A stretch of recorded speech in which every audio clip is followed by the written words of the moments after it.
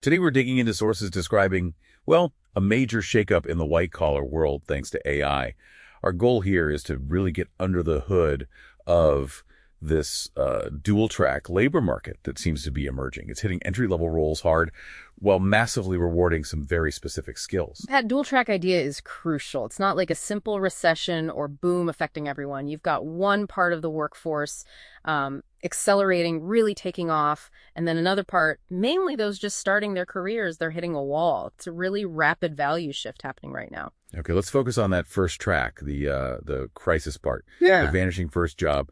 Traditionally, white-collar work had this cognitive apprenticeship thing going on. Basically, you started by doing the boring stuff, drafting simple code, cleaning data, summarizing things. That was how you learned. Necessary grunt work. Right. And the problem is, generative AI, it's really good at that grunt work. The whole point of a junior employee was often that repetition, that basic efficiency. Now a machine does it. And the data point here, it's like the canary in the coal mine. It's quite shocking.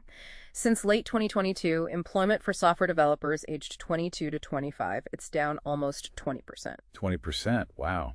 That's not a slight dip. That feels like a collapse for new folks trying to get in. And there's another layer here, isn't there, about who is most exposed? Yeah, the sources point to a sort of unequal risk. In high-income countries, something like 9.6% of jobs typically held by women are in that highest risk category for automation. Compare that to about 3.5% for jobs typically held by men. So that risk is concentrated right in those support roles AI is targeting. It seems directly linked to cutting out that first rung of the ladder. But here's the flip side, the contrast. This takes us to the second track. It's not just AI replacing people wholesale. It's more like AI acting as a senior productivity multiplier. Okay, tell us what that looks like. The numbers must show something interesting here. They really do. Yeah. So while those younger workers in roles highly exposed to AI saw that 6% job drop we mentioned earlier, workers aged 35 to 49 in the exact same kinds of roles, their employment grew by over 9%. Grew by 9%. So experienced people are using the tools. Exactly. They're using AI to basically do the work that maybe 2 or 3 junior people used to handle. The ladder isn't gone. It's just getting compressed upwards. Right. Okay, so if the work is consolidating with the experienced folks, where's the money, the value flowing? This must be the opportunity side you mentioned, the AI skills premium. Precisely.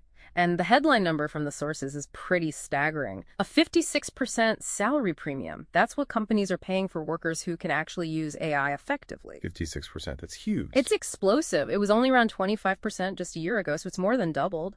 And we're talking an average of over $18,000 more per year for someone fluent in these tools. And it's not just tech. We saw this across finance, energy, retail. It's widespread. So what are these golden skills then? It's not necessarily needing a PhD in machine learning, right? Yeah. Not always, no. It's more about what the sources call algorithmic fluency.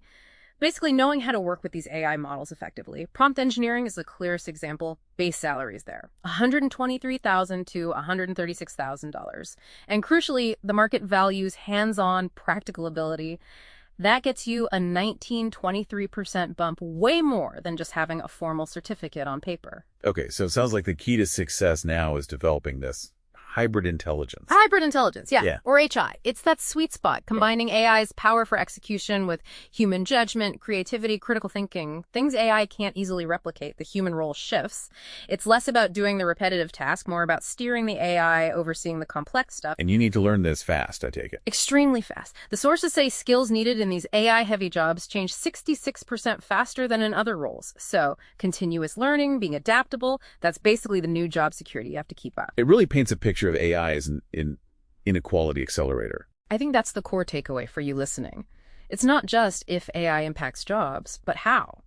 It seems to be structurally consolidating productivity and therefore value among those who master the tools, which forces us to think hard about training, about career paths, about making sure this tech doesn't just benefit a small group who capture that 56% premium. A challenging picture, definitely. Something important for you to think about this week.